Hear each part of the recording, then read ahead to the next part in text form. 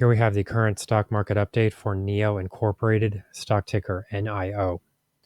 Before we begin with today's chart analysis, if you find these educational materials to be helpful, please remember to click the like and subscribe buttons and leave your thoughts below in the comment section so that other traders can find this information more easily on the platform.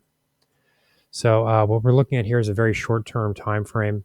We're going to sort of move in first and then drill out a bit here, just so we can sort of see what really occurred here to close the end of the week last week, because this might give us an indication of what is most likely to expect here in the week ahead.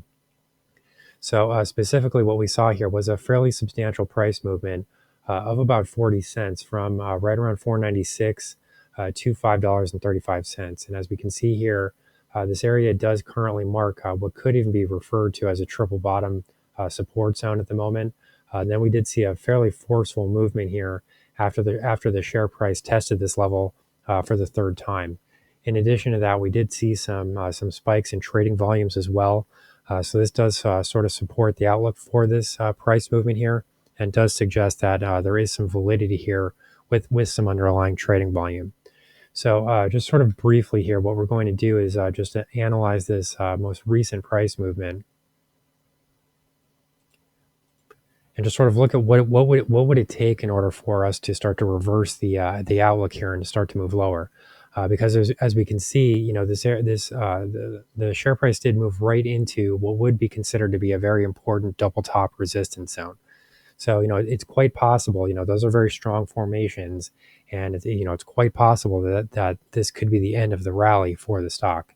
So in my view, what would need to be seen in order for us to make that assessment would be for share prices to really make a convincing break below $5.20. Now, that is a price level that we have been watching for this stock, on several different occasions. It has proven to be quite substantial and significant in the past.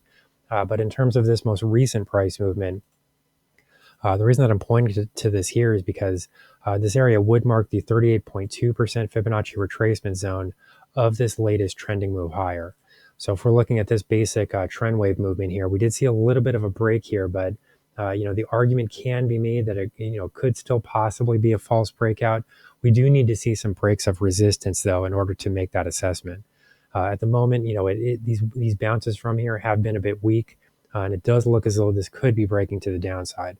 So, if we do see perhaps an hourly close, this is just a 5-minute price chart, but if we see an hourly close below 520, I think that a deeper retracement here could be in store, because the reason I point out this level in particular comes from the fact that this 100 period exponential moving average is moving right into contact with this area.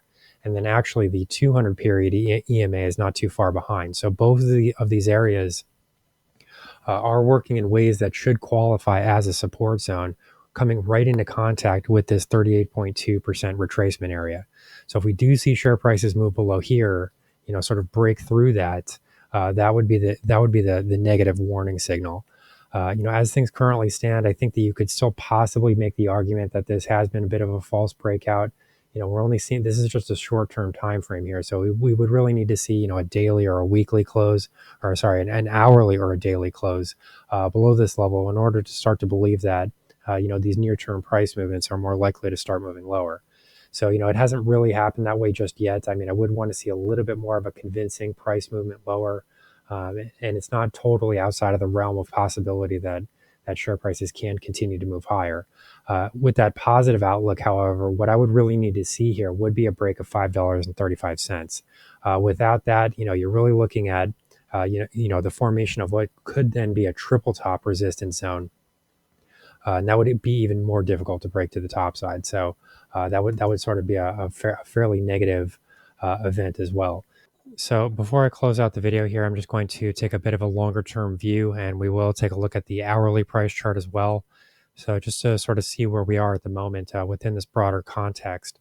So as we can see here, the stock has retraced more than 2/3 of its prior price move if we're looking at this recent uptrend activity here.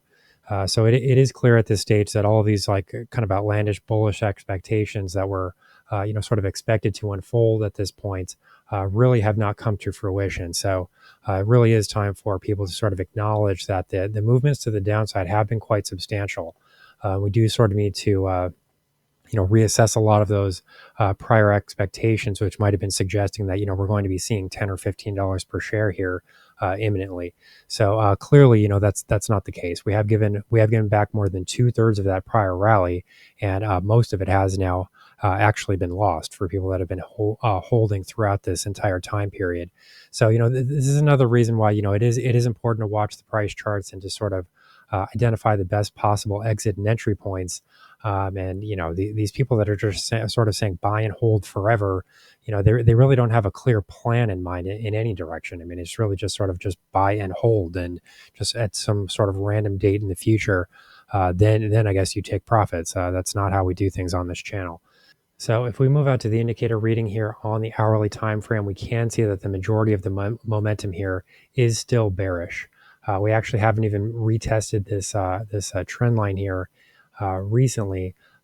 Any further share price movements possibly into that 535 support zone could start to run into some trouble here as the relative strength index moves into its downtrend line. So, what you would really want to see here if you are bullish on the stock would be for an upside break of this situation here, because this is ultimately what's going to sort of alleviate that downside pressure. We will need to see something like this. That could possibly occur if we do see a break above 535. That would then be a highly bullish event in my view, because that would then sort of remove that double top resistance zone, and it would also remove this bearish indicator condition on the hourly time frame. Anybody that watches this channel should know that the hourly time frame is very important for the indicator reading and for the exponential moving averages. These are very closely watched indicator readings here. So, ideally what you do want to see at this stage is for the relative strength index to continue moving higher. And we would probably need to move into overbought territory in order to break through this downtrend line. But at the very least, that would remove that downtrend momentum condition. And it would then suggest that share prices have then the potential to start moving higher. Without that, I do think that we could be in store for a retest of this 496 level, and then at that point a break below there would be a highly bearish event, because then that would probably set sights on a continued price movement below the $5 mark. So here's the current stock market update for NIO Incorporated, stock ticker NIO. Our high value trading strategies membership is currently available for a limited time for only $9.99 per month. These high conviction investment strategies are characterized by superior risk to reward metrics that target massive market beating returns over time. Join now to outperform the market.